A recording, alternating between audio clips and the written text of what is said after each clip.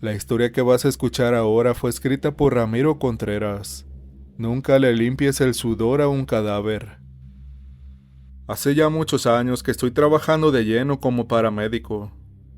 Este rumbo que tomó mi vida fue algo que, mirando para atrás, me parece bien intrigante y bien diferente a lo que yo pensaba cuando era tan solo un niño. En mi adolescencia ya empezaba a sentir la llamada de ayudar y servir a los demás. Mis ganas iban hacia lugares donde pudiera marcar una diferencia real, pero aún no se veía claro hacia dónde iba.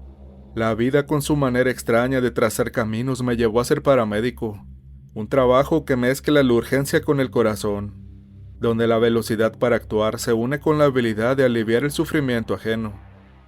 Mi vida como paramédico se ha enredado de maneras que no podía prever. Diariamente me encuentro en situaciones donde la línea entre estar vivo y no estarlo se vuelve borrosa, y cada llamada de emergencia es un reto para mantener la existencia en marcha. Pero la historia no se queda solo en los problemas médicos. Dio un giro bien inesperado cuando hice amistad con una persona que ya llevaba un tiempo trabajando en la CEMEFO. Hubo una vez que el CEMEFO estaba batallando con su vehículo y nos pidieron el favor de llevar los cuerpos en nuestra ambulancia. Me acuerdo perfectamente el día que nos tocó mover a una muchacha que había perdido la vida en un choque de carros. La escena era bien triste.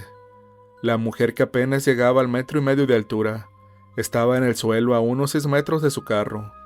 La tragedia empezó cuando se estrelló contra un poste y salió volando del carro por el parabrisas. El olor a alcohol estaba bien presente, recordándonos muy bien que aquella mujer estaba en estado etílico cuando pasó el accidente. El choque fuerte hizo que su cabeza se diera un golpazo y su cuello se torciera de una manera tan rara. Las vértebras no aguantaron la presión, mandándola directamente a la muerte en un instante. Este episodio tan trágico nos dejó bien claro lo importante que es ponerse el cinturón de seguridad para evitar consecuencias fatales en un choque. Mi compa, siempre rodeado de historias obscuras, nos contaba relatos que, aunque yo no podía comprobar, él juraba que eran ciertos. La seguridad en sus palabras venía de su experiencia en el servicio médico forense, donde la cruda realidad salía a la luz con cada investigación. Aunque sus historias daban un poco de miedo, le daban un toque crudo a mi forma de ver el mundo. Para que se den una idea de las historias que solía contar mi compa, les voy a contar una bien detallada. Antes de meterse al servicio médico forense, él trabajaba en un lugar junto a un amigo llamado Gabriel, que hacía las veces de enfermero en ese sitio. En cierta ocasión, Gabriel insistía sin parar en que mi compa revisara la morgue, sin dar razones aparentes. A pesar de los comentarios sobre ruidos extraños que salían de ese lugar, mi amigo al principio prefería hacer caso omiso a las indirectas del enfermero. Sin embargo, la curiosidad al final lo llevó a enfrentarse a la morgue en una noche inquietante. Gabriel lo miraba esperando mientras abría la puerta del congelador. Entre los cuerpos, uno llamó la atención de mi amigo. Según sus palabras, este cuerpo parecía fuera de lugar, y no recordaba que hubiera llegado recientemente a la morgue. En otra noche, Gabriel, bien pálido, insistió en que volvieran a revisar la morgue. A las 3:15 de la madrugada se aventuraron juntos hacia ese lugar. Al abrir la puerta, la atmósfera cambió de volada. Las luces se pusieron a titilar y se apagaron, dejando el cuarto bien oscuro. En ese momento el mal presentimiento llenó a mi amigo, haciéndolo dar pasitos hacia atrás, quedándose fuera de la morgue.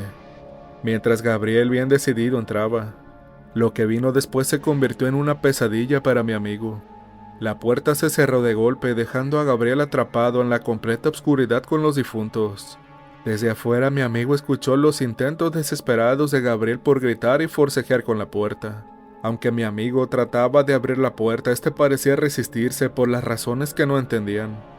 Rápidamente, mi amigo corrió a buscar ayuda y volvió con otros dos. Juntos lograron abrir aquella puerta de la morgue en poco tiempo, pero lo que vieron ahí los dejó muy sorprendidos. Aunque no habían pasado ni 3 minutos desde que se cerró la puerta, Gabriel ya estaba muerto, con una cara de espanto bien marcada en su rostro. Eso fue lo que me contó mi amigo. No sé si la historia sea cierta, pero se las cuento para que se den una idea de las historias que me platicaba. Bueno, regresando a lo que yo estaba, mi amigo y yo, acostumbrados a enfrentar situaciones difíciles en nuestro trabajo, nos vimos involucrados en este evento que, Aunque desafiante, nos recordó la fragilidad de la vida y la importancia de tomar precauciones en la carretera. Cuando llegamos a aquel lugar, la escena no daba margen para intervención alguna.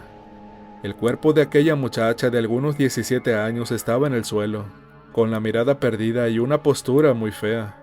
Siguiendo el protocolo, procedimos a revisarla, pero los signos de vida brillaban por su ausencia. Sus ojos fríos y extraños parecían platicar con cualquiera que la viera. Aunque no parpadeaban, daban la impresión de responder de algún modo. Para respetar la escena y esperar el peritaje, tapamos el cuerpo con una manta. En ese preciso momento llegó mi amigo del CEMEFO, bien tranquilo como siempre por su experiencia en situaciones bien difíciles. Se puso a levantar el cuerpo, haciendo el proceso normal de embolsado. Nos dijo que lo lleváramos a la ambulancia y subió con nosotros para el camino de vuelta al CEMEFO. Cuando llegamos, bajamos el cuerpo y lo pusimos en la mesa. Mi amigo, muy profesional, me preguntó si quería quedarme durante el proceso. No tuve problema alguno. En ese momento empezó a preparar las herramientas y a revisar bien el cuerpo. Las marcas que se veían en la piel mostraban moretones y cortadas, los cuales eran golpes con el parabrisas. Mientras mi amigo hacía la autopsia, una sensación muy extraña llenó la sala. Al llegar a los pulmones de la muchacha, algo parecía raro. El ambiente se puso muy pesado y la piel de mi amigo se le puso chinita. Tenía una mano sobre el pulmón de aquella mujer y en la otra sostenía el cuchillo para el procedimiento. En ese momento la mirada de mi amigo se quedó pegada en el pulmón frente a él. Un sentimiento me llenó por completo. Aunque tenía miedo, apretó bien fuerte aquel objeto filoso y siguió con la autopsia. Avanzó hasta llegar a la garganta y ahí pasó algo que lo asustó. Ante sus ojos vio algo inesperado. Los ojos de aquella mujer abiertos. Mi amigo, sintiendo escalofríos, recordó que había cerrado esos ojos poquito antes. Sabía que a veces los cuerpos recién fallecidos hacen movimientos sin querer, así que decidió volver a cerrar los ojos de aquella mujer. El procedimiento siguió, pero la rareza del momento no se quitaba. Cuando le tocó revisar el cráneo, mi amigo cortó el cuero cabelludo con destreza. Mientras lo hacía, le tapó la nariz para que fuera más fácil poder trabajarlo. Se notaba que tenía mucho cuidado al mover el cráneo para buscar la fractura. En ese momento algo extraño llamó nuestra atención. La muchacha, aunque ya sin vida, parecía sonreír poquito enseñando los dientes. Era algo demasiado extraño que no podíamos ignorar. Mi amigo dejó el procedimiento sintiendo un mal ambiente. Sin decir nada se salió de la sala. Después llegó otro doctor y mi amigo le contó lo que había pasado. Juntos volvieron a aquella sala, pero la mujer estaba sin expresión alguna en su rostro. El médico le aseguró a mi amigo que todo fue pura imaginación de él, sin motivo para preocuparse. El nuevo médico se puso los guantes con determinación y siguió con la chamba. La sala se llenó con el sonido de instrumentos médicos, y la atmósfera estaba bien tensa aún. Cuando volvieron el cuero cabelludo a su lugar, nos llevamos una gran sorpresa. La mujer en la mesa nos estaba mirando. Aunque estábamos separados por la plancha, quedó un silencio medio incómodo entre nosotros tres. El trabajo siguió, cerraron el cuerpo y llenaron los papeles necesarios. Mientras hacían esas cosas, mis ojos se quedaron con la mujer. Al regresar para ver el resultado, notaron algo muy raro. El cuerpo de aquella mujer estaba sudando.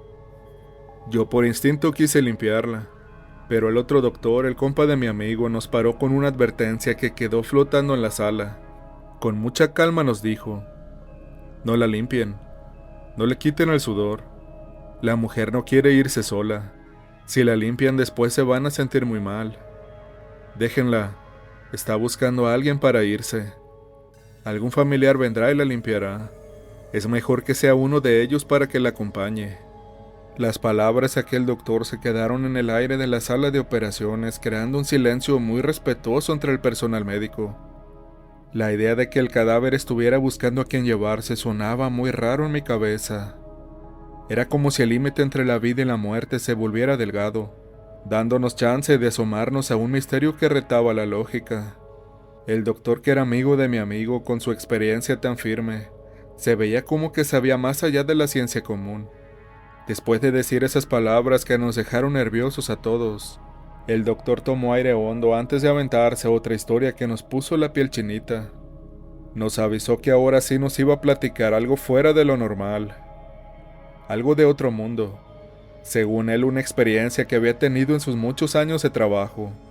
Así que ahí estábamos sentados en la sala, con la mujer fallecida todavía presente, listos para escuchar lo que aquel doctor tenía para contarnos. Con una calma que chocaba con el ambiente empezó a contar la historia de un compa.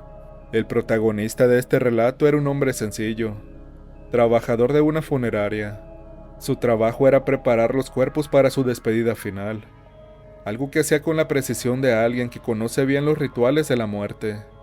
Un día mientras estaba solo en la sala de preparación notó algo muy raro. El cuerpo sin vida sudaba de manera muy extraña. Aquel hombre se quedó muy confundido ante esa situación que no cuadraba. Se acercó al difunto con mucho cuidado, viendo cada detalle con ojos que no creían lo que veían. Sin perder la calma decidió seguir con su trabajo, pero la inquietud lo acompañaba como su sombra. Mientras preparaba el cuerpo, el sudor seguía desafiando toda lógica y explicación. Decidido a hacer bien su trabajo en lugar de seguir el protocolo normal, aquel compa optó por limpiar el sudor del difunto. Este acto, que parece muy sencillo, desató una serie de eventos muy extraños y perturbadores, que le cambiaron la vida para siempre. Con el tiempo su salud se empeoró rápido y de manera preocupante. Le vinieron fiebres que nadie podía entender, sudores fríos que lo empapaban y una sensación constante de que algo o alguien lo veía desde las sombras. La historia de aquel doctor siguió, contando cómo el hombre, desconcertado por sus síntomas, buscó ayuda de doctores y también de líderes espirituales, pero no hubo ninguna solución a esto. Los doctores no entendían qué le pasaba, y los guías espirituales estaban igual de perdidos ante lo que parecía más allá de lo normal. La vida de aquel hombre se volvió una búsqueda sin fin de respuestas, pero éstas se le escapaban como agua entre los dedos. Cada día era una lucha contra él mismo, tratando de entender la conexión entre ese acto que parecía tan inocente y las sombras que ahora lo acosaban. A pesar de sus esfuerzos incansables por entender, la enfermedad avanzaba sin piedad alguna, llevando al hombre al borde de la desesperación. Los días se volvieron noches sin dormir, llenas de pesadillas y la sensación constante de que algo que no se ve lo rodeaba. Y al final, el hombre falleció. Su muerte, de manera irónica, fue similar a cómo había fallecido la persona a la que le había limpiado el sudor. La tragedia se cerró con un eco espeluznante, como si las acciones de aquel hombre hubieran desatado una cadena de eventos inevitables que lo llevaron al mismo destino trágico. Cuando aquel doctor terminó de contar esta historia, un silencio bien pesado se quedó en la sala. La preocupación estaba en el aire, dejándonos a todos con una sensación muy rara, y la duda de cómo es que un simple acto de limpieza pudo traer tanta desgracia. Después de aquel evento tan extraño en el CEMEFO, nos quedamos callados sin saber muy bien qué hacer. El ambiente estaba muy pesado, y después, cuando llegaron los papás de aquella mujer, la tristeza se sentía en el aire. Entre llantos reconocieron el cuerpo de su hija. El médico les enseñó aquel cadáver y mi amigo y yo nos quedamos en silencio, metidos en la tragedia que se estaba desenvolviendo. El papá de aquella joven, muy afectado, decidió limpiar él mismo el sudor que había salido en el cuerpo de su hija. Aunque suene muy raro esto, esa acción le daba cierto consuelo en medio de todo el acontecimiento que se estaba llevando a cabo. La mujer no se fue sola como lo había dicho aquel galeno, pero la historia todavía no se acababa. Después me llamaron de emergencia. Había pasado un fuerte accidente, y al llegar me di cuenta de que era la misma camioneta en la que habían llegado los papás de la mujer al CEMEFO. El papá había fallecido en el accidente, mientras que la mamá, para sorpresa, salió ilesa sin rasguño alguno. La vida es bien irónica. Se manifiesta de una manera muy inesperada. Mi amigo nuevamente estaba en la escena, levantando el cuerpo del papá recién fallecido. La coincidencia de estar otra vez frente a la muerte, ahora con el papá de aquella mujer, era muy rara y dejaba a uno muy confundido. La rueda del destino giraba de una manera bien implacable, conectando estas dos tragedias de una forma que nadie podía entender. Y así la duda quedaba en el aire, mostrando lo frágil que es la vida, y cómo acciones que parecen muy pequeñas pueden tener consecuencias fatales.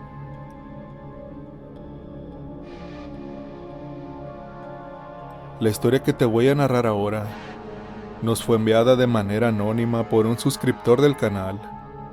Lo que nos comenta este suscriptor es que es un relato de brujas reales, ocurrido en El Espinal, municipio de Naulinco, Veracruz, en México. Primero que nada, muchas gracias por la oportunidad de dejarme compartir esta historia, que como en todos los casos, muchas personas se limitan a no creer. Solo quienes hemos tenido algún tipo de experiencia paranormal, estamos completamente seguros que toda leyenda tiene su parte de realidad. Soy nativo de la comunidad del Espinal, del municipio de Naulinco, a 1 hora de Jalapa. Esto en el estado de Veracruz, en México. Actualmente tengo 33 años de edad y aunque trabajo en la ciudad, sigo viviendo en la comunidad. Desde muy niño, los abuelos nos llenaban de historias a mis primos y a mí, ya que si algo le sobra a mi zona son historias y leyendas como la del perro negro, la Llorona, que he tenido la suerte de escucharla 5 veces y haberla visto 1 vez, el charro negro, las brujas que deambulan, el embrujo del cerro del Esquimite y muchas más. Mi historia se ubica entre los últimos años de la década de 1990 y los primeros años de la década de los 2000. En esta etapa mi mamá tuvo un problema muy fuerte de salud, por eso fue que viví un tiempo con mi abuela paterna. Fueron de las mejores épocas, ya que mi abuelita conoce muchas historias y todas las noches nos poníamos a leer o a repasar las historias que ya me habían contado muchas veces. En un principio estábamos viviendo a las orillas del pueblo, en una casita que tenía un techado de teja donde las noches que llovía, o te arrullaba o de plano no te dejaba dormir. En esa etapa todo fue muy tranquilo. ¿Quién diría que cuando uno de mis tíos a base de esfuerzo hizo una casa más en el centro del pueblo, nos tocaría presenciar lo que por muchas historias coincidentes, se trataba de una bruja? Por aquellos años muchas calles estaban aún sin pavimentar y cuando lloviera un lodazal. En la casa que hizo mi tío dejó una cocina de leña con techo de lámina galvanizada, por lo que la lluvia se escuchaba aún más que en la casa que vivíamos anteriormente. Casi al tiempo que nos pasamos a vivir a la casa nueva, comenzó el rumor de que muchos señores que se levantaban a las 3 o 4 de la mañana, ya fuera para ir a ordeñar las vacas o para ir a cuidar sus parcelas por cualquier robo, que era muy común en ese tiempo, veían caminar por las veredas a 3 señoras vestidas de negro, y por más que se apuraban a caminar tras ellas para ver quiénes eran, nunca podían alcanzarlas. El rumor se hizo más y más grande, tanto que de rumor pasó a la noticia que en el panteón se habían encontrado algunas tumbas profanadas con huecos y partes rotas, como si estuvieran sacando tierra o incluso huesos. Tanta fue la molestia del pueblo que se reportó al municipio de Naulinco y mandaron a la policía a patrullar. Pasaron algunos meses y los reportes de avistamientos seguían, pero los policías no habían visto nada. Hasta que un día de lluvia y niebla, los mismos policías contaron al pueblo que alrededor de las 2 de la mañana, en uno de sus patrullajes vieron a las 3 señoras a lo lejos caminando hacia el panteón. Las 3 señoras de distinta estatura y complexión, pero con la coincidencia que las 3 vestían de negro, con unas faldas muy largas. No se cubrían de la lluvia, y sin embargo tenían el rumbo fijo en llegar al panteón. Inmediatamente los patrulleros en su vehículo salieron tras ellas para darles alcance y tratar de interrogar cuál era su objetivo. Cuál fue la sorpresa que al llegar por una brecha frente a ellas y cortarles el paso, se dieron cuenta de que sus caras estaban completamente desfiguradas y no se les veían los pies. Cuentan que en lugar de ojos tenían unas cuencas negras.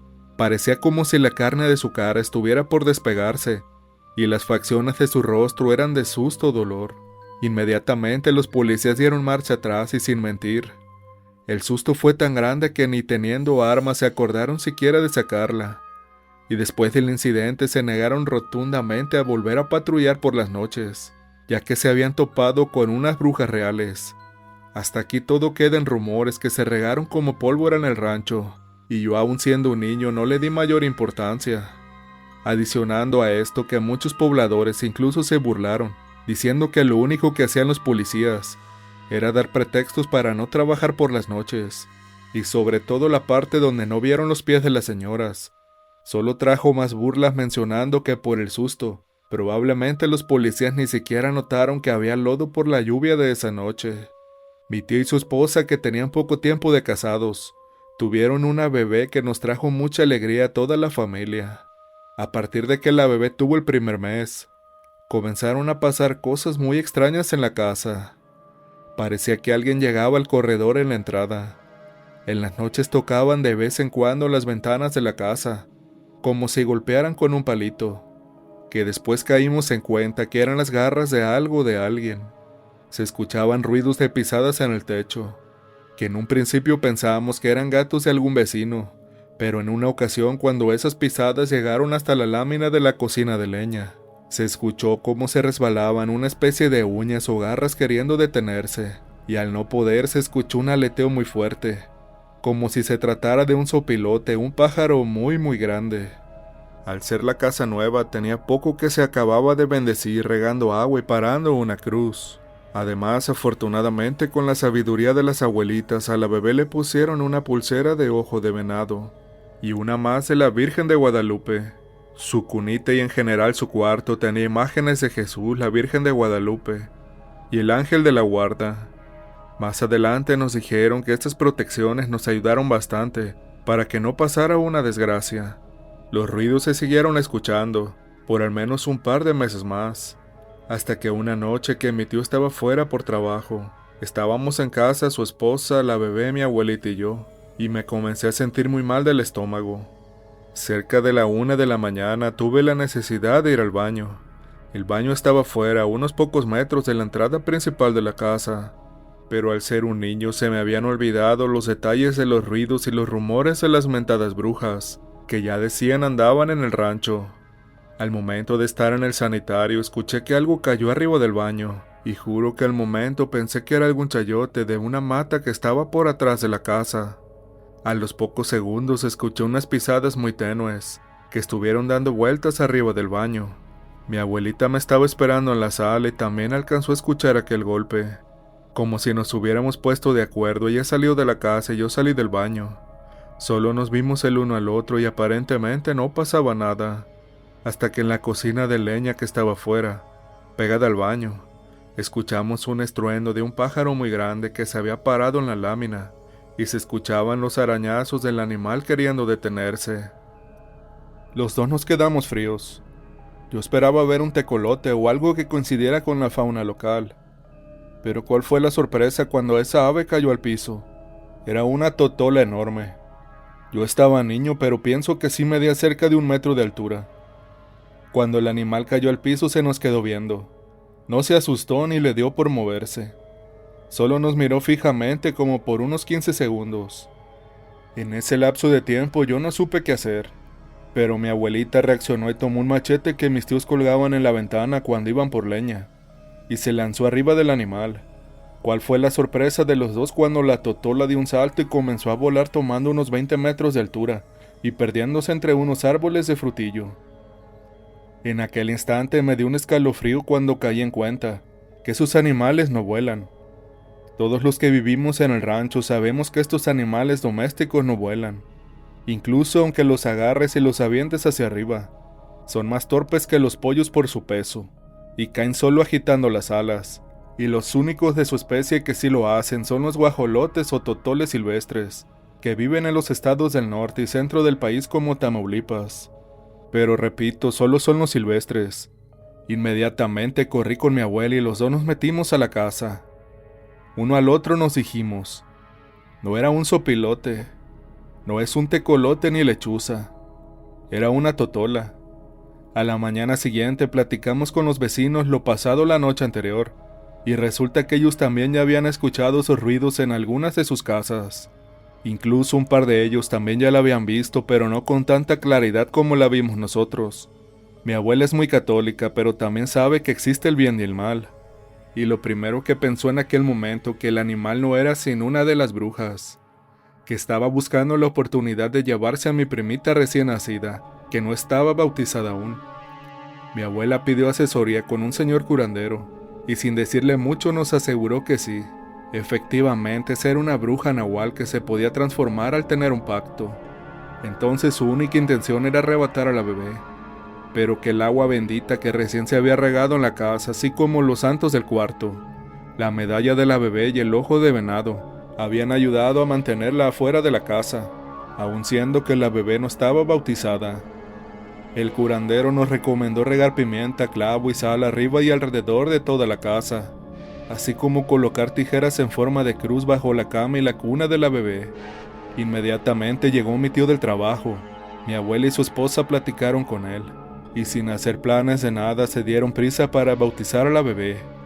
Afortunadamente para todos ya no volvimos a escuchar ni a ver nada, pero los avistamientos de esas malditas brujas siguieron por al menos 5 años más en todas las rancherías de la zona. Nuevamente reitero las gracias por dejarme compartirme la historia. Puede ser poco creíble, pero les aseguro que es muy real. Aún con esto me siento muy afortunado de venir de aquel pueblito lleno de historias y leyendas, y de constatar por mí mismo que las historias de espanto sí existen, y que lo crean o no, gran parte de ellas son verdad.